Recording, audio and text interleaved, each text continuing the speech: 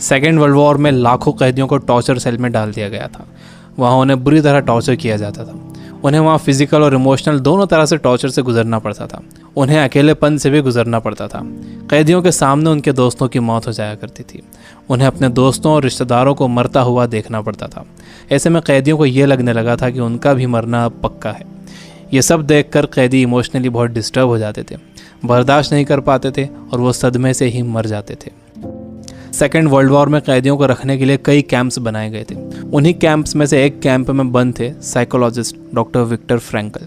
Victor उन camps में 3 साल तक रहे। उन कैंप्स में उन्होंने जो भी देखा, जो भी एक्सपीरियंस किया, जो भी टॉर्चर सहे, किसी को मालूम नहीं था कि वो इसके बारे में एक किताब लिख देंगे। उस किताब की करोड़ों कॉपीज़ बिक जाएंगी और कई भाषाओं में वो किताब ट्रांसलेट हो जाएगी। उन्होंने किताब लिखी जिसका नाम था मैन सर्च फॉर मीनिंग। अभी जो कोरोना क्राइसिस चल रही है, आप घरों में बंद हो, बोर हो रहे हो, अच्छा नहीं लग रहा है, तकलीफ हो रही है, तो आप अपनी इस तकलीफ को ज़रा इन टॉर्चर सेल्स के फ़ोटोज़ से एक बार कंपेयर ज़रूर करना। इससे मुझे पक्का यकीन है कि आपको अंदाज़ा हो जाएगा कि हमारी तकलीफ़ इन टॉर्चर सेल्स की तकलीफ़ के मुकाबले कुछ भी नहीं है।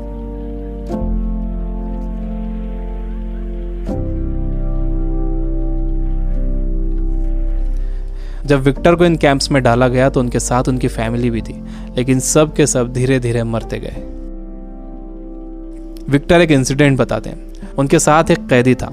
उसने फरवरी महीने के आखिर में एक सपना देखा। उसने विक्टर को बताया कि कल रात उसने एक सपना देखा था। सपने में एक आवाज़ गूंजी कि मुझसे जो पूछना है पूछो। तो मैंने उससे पूछा कि हम इस कैंप से बाहर कब निकलेंगे। तो उस आवाज़ ने कहा कि 30 मार्च को तुम लोग बाहर निकल जाओगे। इस सपने के बाद उस कैदी को पूरा यकीन हो गया था कि वो 30 मार्च को रिहा हो जाएगा। मार्च का महीना शुरू हो गया। वो एक एक दिन गिन रहा था। धीरे धीरे दिन निकलते गए। जब मार्च का महीना ख़त्म होने आया तो उस कैदी को ये दिखने लगा कि वो रिहा नहीं हो सकेगा। 29 मार्च को वो बीमार पड़ गया और 30 मार्च को वो मर गया। ऊपरी तौर पर तो ये लग रहा था कि उस कैदी को कोई बीमारी हुई है जिससे वो मर गया, लेकिन विक्टर जानते थे कि वो कैदी किसी बीमारी से नहीं मरा था, बल्कि नाउम्मीदी से मरा था। उसके मरने की वजह थी उम्मीद का ख़त्म हो जाना, होप का ख़त्म हो जाना। Biggest lesson of this book, इंसान को तकलीफ़ें नहीं मारती हैं, इंसान को धोखा नहीं मारता है, इंसान को चैलेंजेस नहीं मारते हैं, इंसान को नाउम्मीदी मार देती है। जिस इंसान के अंदर आने वाले कल की कोई उम्मीद नहीं होती, कोई ख्वाब नहीं होता, वो इंसान भी नहीं रहता। विक्टर ने गौर किया कि कैंप में ज़्यादातर मौतें क्रिसमस और न्यू ईयर के बीच में हुई थी, क्योंकि लोगों को उम्मीद थी कि क्रिसमस आ रहा है, न्यू ईयर आ रहा है, हमें रिहा कर दिया जाएगा। लेकिन जब ऐसा नहीं हुआ तो उनकी उम्मीदें टूटी और वो मर गए।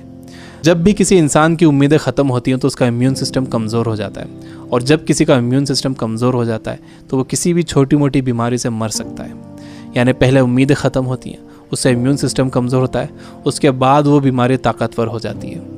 दूसरी चीज़ विक्टर ये बताते हैं कि आपके पास ज़िंदा रहने के लिए एक बड़ा सपना होना चाहिए, एक लॉन्ग टर्म गोल होना चाहिए। जिसके पास आने वाले कल के लिए बहुत बड़ा ख्वाब है, उसके लिए आज की तकलीफ़ें, आज की प्रॉब्लम्स बहुत छोटी होती हैं। जब किसी का बिलीफ बड़ा होता है, किसी का कॉन्फिडेंस बड़ा होता है, किसी का सपना बड़ा होता है, किसी का कमिटमेंट बड़ा होता है, तो उसके सामने आने वाली क्राइसिस, प्रॉब्लम्स, तकलीफ़ें सब छोटी हो जाती हैं। हम कोरोना वायरस की क्राइसिस से घर में रहकर मुकाबला कर सकते हैं। आपको अपनी सुरक्षा करना है, लेकिन इससे घबराना नहीं है। आपको अपनी उम्मीद को ख़त्म नहीं होने देना है। विक्टर कहते हैं कि जब कोई प्रॉब्लम या बीमारी आती है तो आपकी बॉडी कमज़ोर पड़ जाती है, लेकिन आपका माइंड बहुत पावरफुल है। आपको इसे कमज़ोर नहीं पड़ने देना है। आप रोज़ टीवी देख रहे हो, आप बुरी न्यूज़ सुन रहे हो कि इतने मरे, इतने बचे, इतने सीरियस, यह आपको मेंटली वीक बना देगा। आप मेंटली वीक हो जाओगे तो आपका इम्यून सिस्टम भी कमज़ोर हो जाएगा, जिससे आपका बीमार होने का ख़तरा बढ़ जाएगा। विक्टर कहते हैं कि वो 3 साल इन कैंप्स में इसलिए ज़िंदा रह पाए क्योंकि उनके पास कल के लिए बड़े सपने थे, विल पावर थी, उन्हें एक किताब लिखना थी। तो वो सारी प्रॉब्लम्स, सारी तकलीफ़ें उनके सपनों और इरादों के आगे छोटी पड़ गईं और वो इन सब से बाहर निकल गए। तीसरी चीज़ जो विक्टर ने ऑब्जर्व की थी वो ये कि जब इंसान के सामने कोई प्रॉब्लम आती है तो वो उसे कैसा मीनिंग देता है।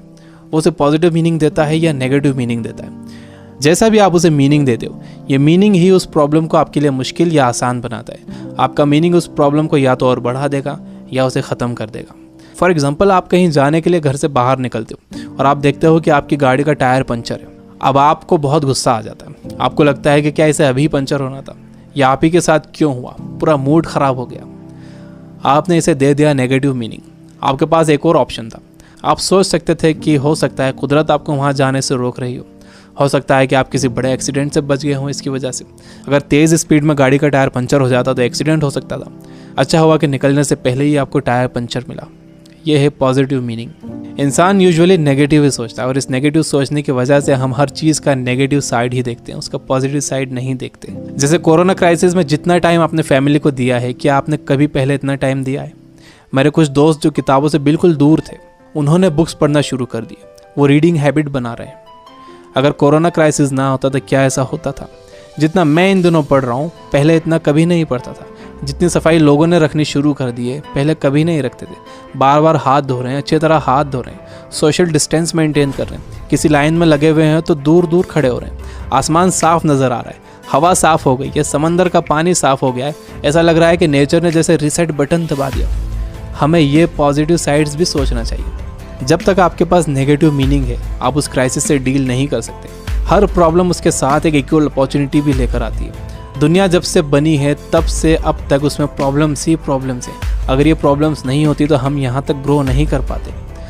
सबसे लास्ट में विक्टर कहते हैं कि आपसे सब कुछ छीना जा सकता है, आपकी धन दौलत, घर, गाड़ी, बीवी, बच्चे, माँ बाप, दोस्त, सेहत, लेकिन एक चीज़ नहीं छीनी जा सकती, वो है आपकी पावर ऑफ डिसीजन। आपसे फैसला करने की ताकत कोई नहीं छीन सकता। अगर आप सिचुएशन से घबरा कर फैसला करते हो तो वो सिचुएशन आप पर हावी हो जाएगी, लेकिन अगर आप सिचुएशन के हिसाब से खुद को बेहतर बनाते हो और डिसीजन खुद लेते हो तो आपकी ज़िंदगी बदल जाएगी। दुनिया में इससे पहले भी कई बीमारियां आई हैं जिससे करोड़ों लोगों की मौत हुई है। उसकी वजह ये थी कि लोग अवेयर नहीं थे, उनके पास इन्फॉर्मेशन नहीं थी, इन्फॉर्मेशन लेट पहुंचती थी, बीमारी से डील करने के साधन नहीं थे। लेकिन आज का वक्त सबसे अच्छा वक्त है। हमारे पास इन्फॉर्मेशन बहुत तेज़ी से पहुंचती है, हमारे पास साधन है। मुझे पूरा यकीन है कि आगे और भी अच्छा वक्त आने वाला है और मैं आपको उम्मीद दिलाता हूँ कि आगे सच में बहुत अच्छा वक्त आने वाला है। You guys are amazing. Keep reading, keep learning, keep growing. Thank you for watching.